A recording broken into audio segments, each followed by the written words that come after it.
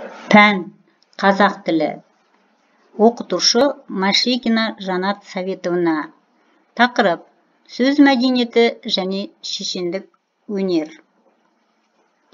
Сабақтың мақсаты: шешендік сөздердің мазмұны, айтылу формасы, стильдік ерекшелігі жайлы түсінігін молайту. Міндеттері: бір-бірінің пікірін құрметтейік, ортаны қамтамасыз ету. Анықта, нақты мақсат қоюға мүмкіндік беру. Шешендік сөз өнері тақырыбын талқылауға белсенділікпен қатысуға үйрету. Оқушылардың сын тұрғысынан ойлауын дамыту арқылы өз ойын тұжырымдауға және басқалар көзқарасын сыйлауға үйрету. Шешендік дегеніміз не? Ойшылдарға сүйене айтсақ, шешендік кісі көркі, ақыл мен билеу өнері, дидарласушымыздың жүрегі мен ақыл ойын баурап алуға, оны не нәрсе болса да сендіруге, иландыруға септесін бізге берілген сый. Кез келген нақтылы зат туралы шебер сөйлеу өнерімен сонысымен өзгелерді өз ойына ойластыра білу. Біліктілік пен білімнен, қуатты түйсік пен терең сезімнен, санадағы саналылықпен ұшқыр қиялдан, тер төгу мен ой тербелісінен туындай келе білгірліктен кейін тұрады. Сөз бен ойға негізделеді. Биік дүниетаным мен ғылым, білімді терең меңгеру мен халықтың тұрмыс тіршілігін, жөн жосықтарын жүрек тану мен жалпы айтқанда адамзаттың рухани мәдениетінен мол хабардар болу мен ой өрісінің теңдігімен тамырлас. Демек, жас тұлғаға қажетті шешендік дегеніміз тыңдаушылардың жан сезім әлемін, сөзінің әдемілігі мен образдардың жарқындығы мен нақыл, ғибрат сөздерінің ұшқырлығы мен толқындайтын, баурайтын өнер, өзгеге қабілет қарым, тума қасиет, сондай-ақ өскен ортаның үлгілі жандардың ұлағатты туындыларының тағылым тәжірибесі, өз дүниетанымының нәтижесі. Ел алдында шебер, шешен сөйлеу көп еңбектену, оқып үйренуді талап етеді. Шешен адамдарда негізінен сөз көркемдігі ой тасқынынан табиғи түрде туындап жатады. Көркемдік талғам мен шешендік тәсілдердің дұрыс пайдалана білген адам ғана эстетикалық әсер ету күшіне ие бола алады. Сонда шешендік өнерге көп сөйлеп, оны сынатып үйретуге болады ма? Әлде оған жазылып дайындалған дұрыс па? Бұл орайда әйгілі шешен даңғой Цицерон былай дейді: қалам көркем сөздің ең жақсы жаттықтырушы, басқалардан үйренуде ең өнеге тұтарлығына теңдесуге ұмтылу керек. Өзінің үлгі еткен шешеннің жақсысының бәрін алуға тырыс, оңайын көзге түсіп тұрғанын ғана емес, ең маңыздысы шынайы шеберлігіне жету. Ол еліктеу болып кетпеуі керек. Мықтыға қанша ұқсап тұрсаң да, көшірме түп нұсқадан ылғи да көш төмен болады. Халық алдында сөйлеу үшін сөзіңнің өзіндік бейнесі, өз мәнері болғаны абзал. Егер өнердің басқа саласындағы аты мәлім шебер бір кісіні кедейсоқ дағдасына нашар орындап қалған болса, оны ол сөз әдейі жасады ма, не денсаулығына байланысты сөйтіп қалды дей салады. Ал егер шешеннен сондай бір осалдық тапшысы болса, оны тек ақымақтық деп санайды. Қазіргі таңда ең басты мәселелердің бірегейі қазақ тілінің мемлекеттік мәртебесін көтеру, барлық қаракөз бауырларымыздың өз ана тілінде сөйлеуіне қол жеткізу. Тек тіл үйренуде ұмыт болып бара жатқан шаруа, балабақша, үй, мектеп, жоғары оқу орындарында ұл-қыздарымыздың тілдік қоры бай, қазақ тілінде сөйлеу мәдениетіне үйрету. Содан үйде де, көшеде де, қоғамдық орындарда да бірқатар жастарымыздың бір-бірімен қарым-қатынас жасағанда, әңгімелескенде қалай болса солай сөйлейтіні, қазақ тілінің қадір қасиетін түсінбейтінін байқатады. Олай болса, шешендік өнер, сөйлеу мәдениеті, ауызша, жазбаша сөйлеу әдептіліктің биік шыңы. Өмір, тіршілік адамдардың бір-бірімен қарым-қатынас жасауын қажет етеді. Олардың түсінуіндегі негізгі құрал тіл.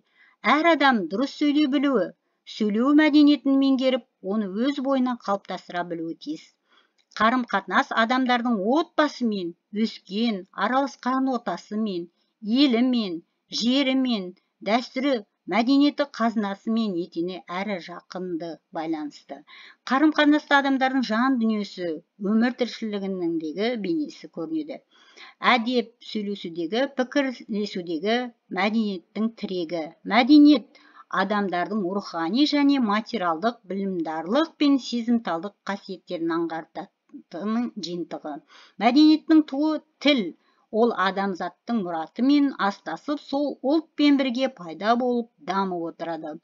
Ол тарихын, ұлттық дәстүрін, туған жерін, тілін қадірлей білген адам ғана мәдениетті бола алады.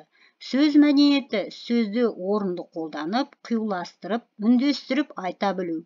Емле мен тыныс белгілерін, ережелерін дұрыс сақтау. Тілдің ғасырлар бойы сақталып келе жатқан көркемдік, тарихын, әсемдігін сақтай білу.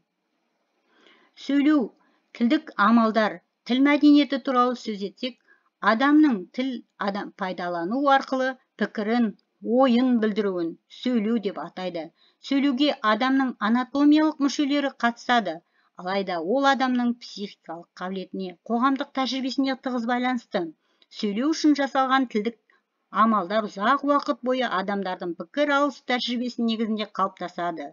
Тілдік амалдар сөз тудыру, сөйлем құрау ережелері. Олар көпшілікке ортақ, объективті категориялар. Оның нәтижесінде тіл жұрттың бәріне бірдей түсінікті қатынас құралы. Сөйлеудің әрі коммуникативтік жағдайына сәйкес ыңғайланған стилі болады. Тіл мәдениеті тіл білімнің әдеби тілінің нормасы менен оның дамуын, сөйлеу тілмен қарым-қатынасын зерттейді. Тіл мәдениетін, тілдің басқа да салаларының айырмашылығы оның күнделікті өмірдің тілдің қолдану, жазу, сөйлеу мәдениетімен жақсы қарым-қатынаста болуы. Тіл мәдениетінің қамтитын тілдік нормалардың 3 түрі бар. Бірінші, тілдік норма, лексика, сөз жасамдық, грамматика, дыбыстау нормасы. Екінші, этика, сөз нормалары, сөйлеу этикасының ережелері. Үшінші, коммуникативті норма, сөйлеу қарым-қатынасының тиімділік қағидалары. Сөйлеу әдебі. Сөйлегенде мынандай нәрселерді ескеруге тиіспіз. Бірінші, орфоэпиялық заңдылықтарды сақтап, сөзді орынды қолдану. Екінші, қолды сермеуге, қатты күлуге, мәнсіз майысуға, аса қатты сөйлеуге, немесе міңгірлеуге болмайды. Үшінші, өзің туралы айта беру, барлық сөзді өзіңнен бастау әдепсіздік. Білмейтін нәрсе туралы айтудың қажеті жоқ. Төртінші, қатты сөйлеп тұрған адамға қатты жауап берудің қажеті жоқ, байыппен сөйлеу керек. Тыңдай білу әдебі. Тыңдай білуде мыналарды басты назарда ұстау керек. Кісімен сөйлескенде оның жүзіне сыпайылықпен назар сап, айтайын деген ойын сабырмен тыңдап, асықпай, сөзіңнің аяғын күткен дұрыс. Сөйлесіп тұрғанда мән бермеу, теріс айналу, сағатқа қарау, шыдамсыздану әдепсіздікке жатады. Өзгелердің сөзіне рұқсатсыз араласпау керек.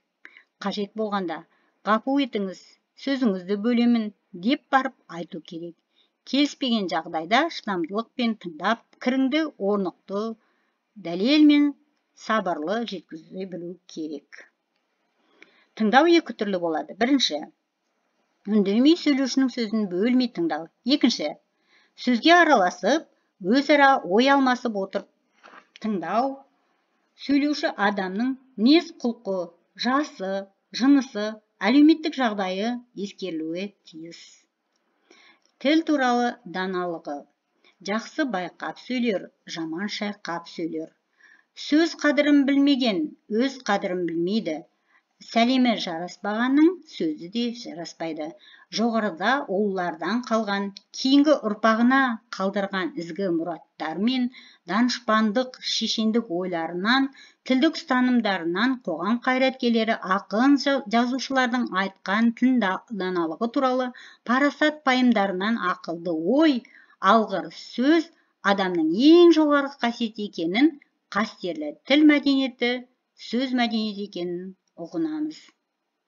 Қорыта айтқанда, қазақтың ұлы қаны өз заманның данышпаны, дипломаты Абылай ханның қазақ мәмлегер дипломаттарын қалмақ еліне аттандырар кезде сөйлеген сөзі: үлкендеріңді кішілерің сыйлаңдар, көп арасында мына Қазыбек сияқты кішінің де сөзін тыңдаңдар.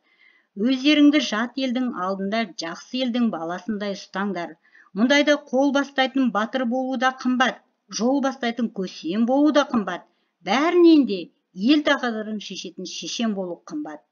Елдестірмек елшіден, жауластырмақ жаушыдан. Елдесе алмай жауласып кетсек, сендердің олақтықтарыңнан болғаны. Ауыздан шыққан сөз атылған оқпен бірдей. Қайтып ала алмайсыңдар. Сөз сөйлегенде ойлап сөйлеу керек дегендей, шешендік өнер тіл өнері мен сөйлеу мәдениетінің ең жоғарғы сатысы. Сөйлеу мәдениеті өспейінше жоғары ақыл мәдениетіне жетуге болмайтындығы сөзсіз. Олай болса, ұлы Абай өткірдің жүзі, кестенің бізі өрнегін сендей сала алмас деп таңырқап тағзым еткен. Тіл мемлекеттік тіл, ана тіліміз. Қазақ тілінің қадірін ұғынып, мәртебесін көтеріп, қастерлей білейік.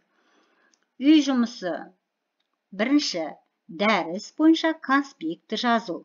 Екінші, сөйлеу әдебі, мәдениеттік белгісі тақырыбына эссе жазу.